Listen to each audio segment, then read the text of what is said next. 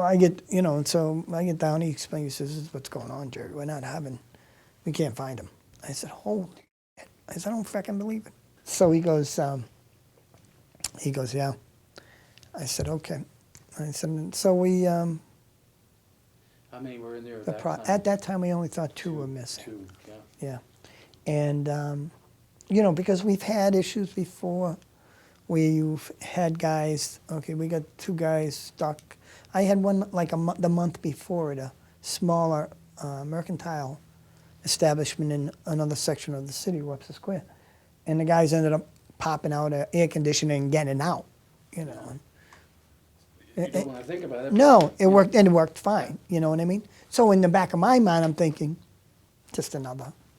They'll be popping out any minute, everything will be all right, we'll put the fire out, and everybody will go home. Right. It didn't happen that way. And the longer it took, the more of the realization that, holy smokes, we've lost a couple of guys.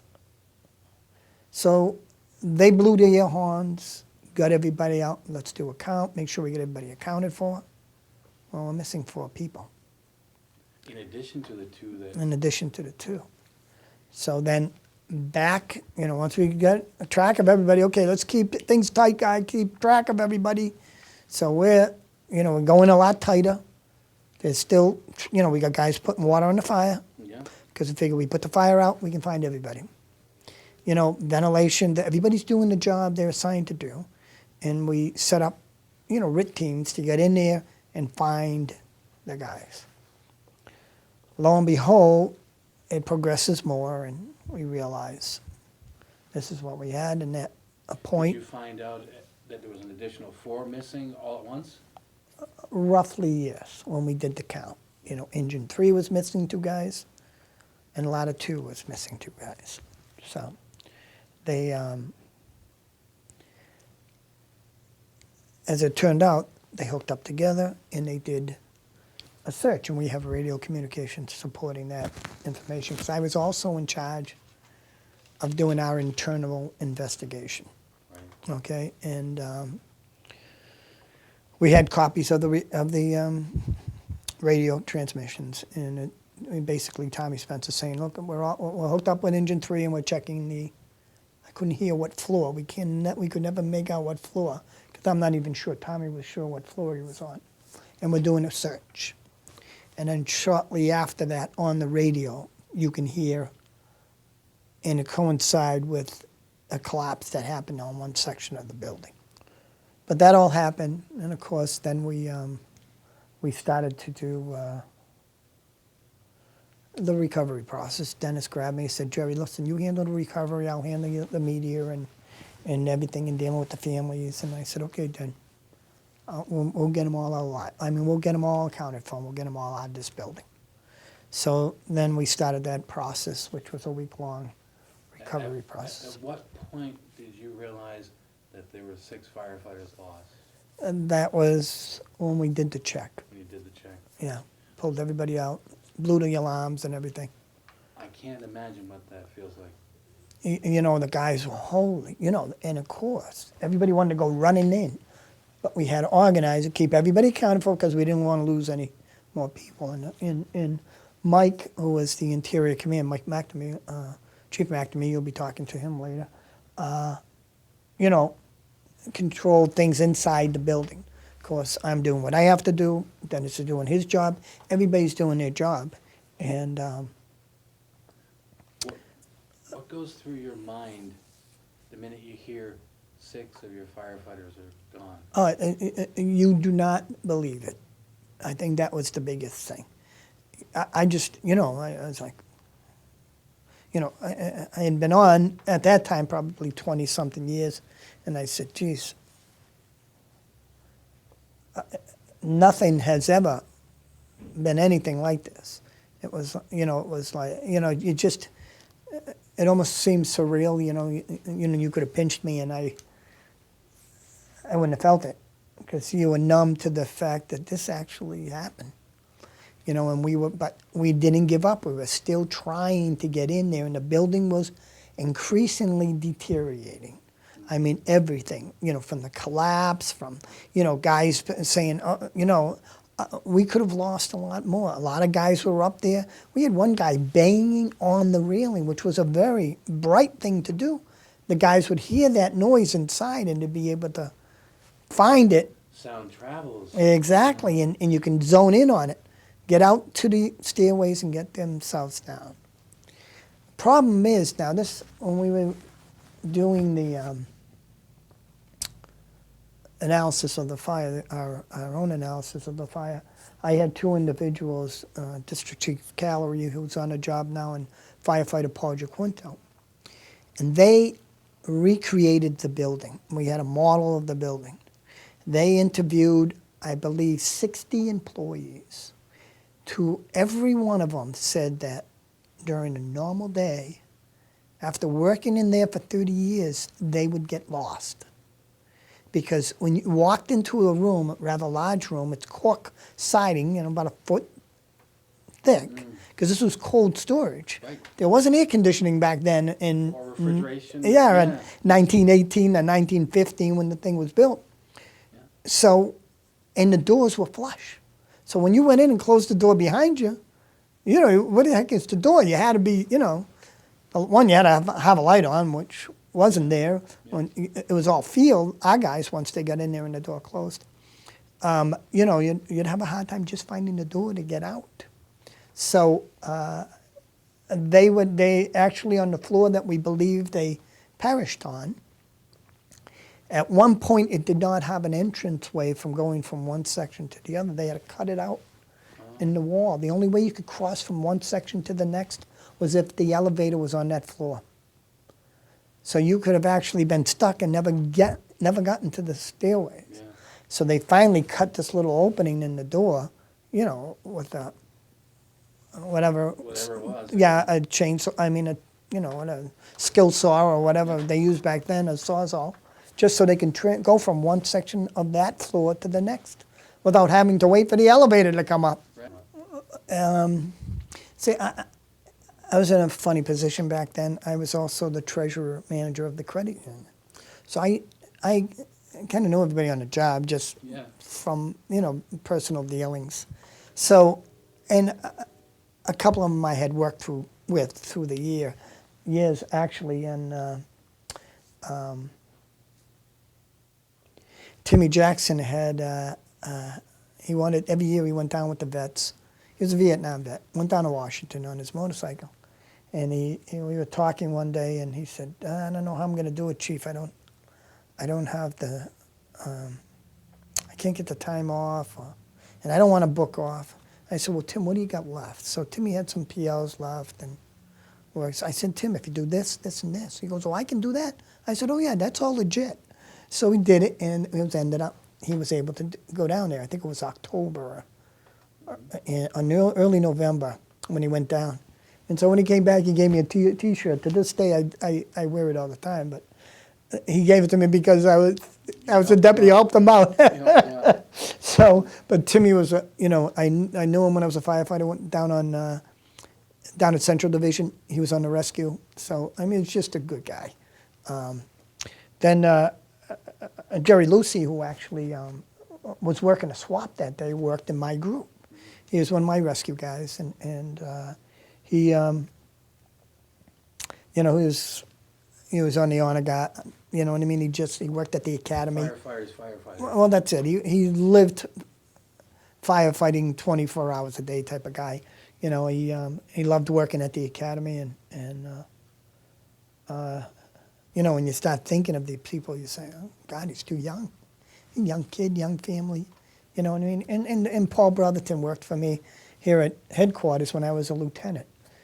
He first came on the job, and he had to work for a captain who worked on the truck next to the truck I had. And he was always bumping heads with the captain. But anyways, that was Paul, and that was the captain. But and Paul was a hot ticket, and 6 kids, too young. They were all too young. Tommy Spencer was an officer in this house too. Tommy, great guy, Came on a little bit before me. I think he came on the group before me. Then, but he was a good officer, you know, a good worker. And this is the thing. Of all those 6 guys who passed away, they were workers. You know what I mean? In the fire service, we have guys who give 100% all the time. And this was the type of fire where the guys who gave 100% died. You know, it wasn't, you know, a fluke collapse or anything. They were in there working the job they always did. Nickel and dime fire or the $1 million fire, they're in getting dirty and loving it. You know what I mean? And those were the type of characters, the nature of them. They were firefighters. They were jakes. They weren't door holders or shepherds, you know what I mean? And The gophers and all, yeah. they weren't. They were 100% all the time. And, you know, McGurk, his brother, Billy, you know, the whole family grew up. My wife's father was a captain who worked with Joe's brother, Billy, you know what I mean? And so I just knew the family and everything. You know, recently on a job, and Jay Lyons, Jay left to become a state trooper. So he was stationed down on, and I had known Jay all along because he was a close friend of my brother-in-law's. And I used to give him a hard time. He used to be a state trooper down on Martha's Vineyard. So I said, Jay, next time you run across Carly Simons, tell her I said hello. And stop writing songs about me. He was, and whenever he came up, you know, he'd bring that up. He goes, Chief, I saw Carly the other day. I mentioned your name. But, you know, just a good kid. Young kid, too, you know what I mean? They just died too soon, you know. And when we look at this tomorrow night, a lot of guys who helped us recover the bodies and fought the fire, they died since then. You know, heart attacks, plane crash, you know, different, you know, car accident, suicide. You know, since this, we've lost a lot of guys who were there. Yeah. And the thing with any event, here it is 10 years later, 1/3 of the department wasn't there that night. You know, they, and some of them were probably affected by it, made them want to do it for a living, you know. Yeah. You know, but, yeah, 1/3 of the department's already gone. You know, and I'm sure 10 years from now, there'll be very few left, you know, but we built the station and it opened last November. Okay, it took us about actually it went pretty good. It took us about 9 months to build it. It was pretty quick. Yeah. So everybody finds out we have the opening, you know, to put the shovels, throw the shovels on the ground and take the pictures and off. And I'm sitting in here that day and in walks Chief Giard. Walter Giard's my training chief. You'll meet him. He goes, Chief, he goes, you know, the safety committee we've got together, I get about $110,000 for you to design a remembrance. He goes, do whatever you want, but here's the money. I said, he goes, whatever. He goes, you know, but you only got 9 months to do it if you want to get it done when the station opens. So I said, okay.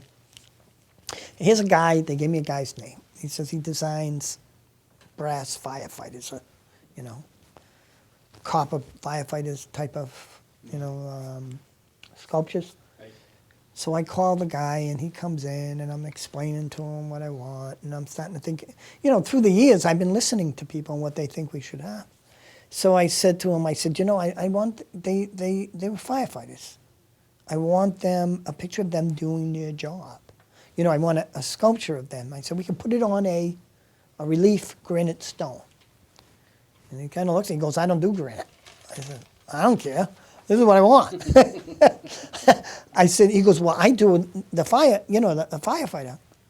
And sculpture. And I said, well, the firefighter can be, he goes, and that would direct people to look at him. I said, if you got a big granite wall there, they're going to be looking at him anyways. But he goes, but I said, no, but that's a good idea because that represents us, looking at them, doing what they did for a living. He goes, yeah, that's a good idea. So anyways, he comes back. He's doing something for Holy Cross. He's doing a Bobcousy, who was a great basketball player up at Holy Cross. He's doing Bob's sculpture, and he keeps coming back and forth, and we're having discussions. And we're not moving very quickly here. So I said, will you come with me? I took him out, and the guys who worked in Group 2 were working that day. I said, guys, I need 2 rescue guys, 2 ladder guys, and 2 engine guys. Get the associated tools in turnout gear with mask on the floor here. I'll be out in 15 minutes. So I come out, they're all there standing there. So I said, okay, I want the ladder guy. Okay, we get the ladder over here. And basically what you see when you go down there are those guys. He took a picture. He said, oh, now I see what you mean, Chief. And so he takes a picture of it. So off he goes. He gets a hold of this guy in China, who actually, if you look at the picture, bottom picture over there from the center of Virginia Beach, there's a giant sculpture of Neptune. The same guy who did that wall down there in granite. So it's a relief. And the reason I wanted a relief for all of that year, all that prior year going to the State House, right in front of the State House is Colonel Shaw's memorial to the, I want to say the 26th Massachusetts and maybe the 29th. It was the all-black regiment that went down the fight during the Civil War.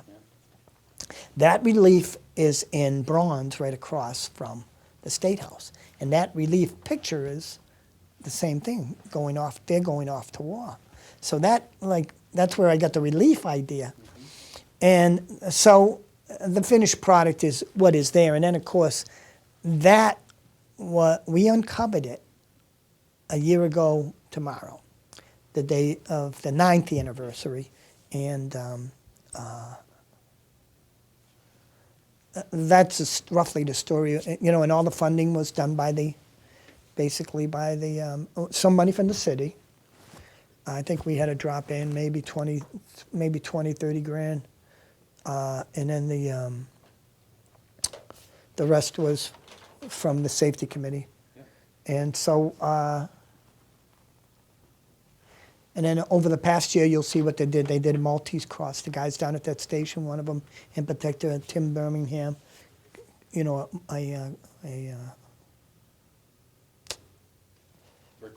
bricklayer, you know what I mean, did that. You'll see it. They did a great job. Yeah. Well, it's a Maltese Cross. Okay. Okay, and on the back of it, I wanted to involve the families, so I called each one of the spouses and the parents of Jay Lyons, and I said, give me 50 words. You all got 50 words that I'm going to have on a piece of granite on the back of it that shows the 6 guys with the written, what the family said about him. So when you look in the back, you'll see those were actually written by the families and their thoughts, And so the night, the day before, no, actually the day of, we still had a cover over it, trying to finish it up, putting those things on the back, and gluing everything up when we finally uncovered everything. And Brian Halen is the sculptor and a great guy to work with. He did a really good job. And that's when I learned about the slow boat from China, because it took them 6 weeks to get that piece of granite. It had to come to us, I guess it actually came to as a countertop because it's granite, so it was subject to, I can imagine them in New Jersey when this thing came in and they're looking at it, they're in a countertop, But, it got up, it came in 4 parts, you'll see it, and how we put it together and everything. And with the help of Sean O'Neill, one of my guys, he did, did the work of helping the guy set it. He did the footing, which was very important, so the thing wouldn't move on us. Yeah. And it just came out right. You know, it's nice to get it done, Yeah. something to remember on the site with the station. Even the station design, I used you know, my guys to do that. I had this one guy, Steve Meter, who's an architect. He's a firefighter on the job. Steven worked with the McGuire Group, who designed the station, and said, no, he took the best of all the stations, what all the guys liked. So this station is like a station that was built from what the best parts of all the other stations in the city. And Stephen and Deputy Chief Noon, the group who worked on the station itself, did a great job of how everything fit in. So everybody wants to be assigned out of that station there, is that the idea? You know, some guys said, oh, I'm never going to work there, you know, because, you know, it's the same guys working there. It's like I work with- No, but which is good. I think, you know, people feel comfortable there. Yeah. I think with the station, you know, because I wasn't going to let it become some other parking lot or something else. We'll be at that station for the next 200 years. I mean, the station will replace, both of them were 110 years old, so we're not going anyplace. It's a big enough station, there's big enough room, you know, so it's like we're keeping a watch on the property. And the guys do an immaculate job. You know, the place always looks nice. And they comment, people are always stopping here and checking it out. It's where the guys died, and it's where they feel comfortable, but they're with us all the time now. You know what I mean? And we're watching out, you know, for the area where they passed away.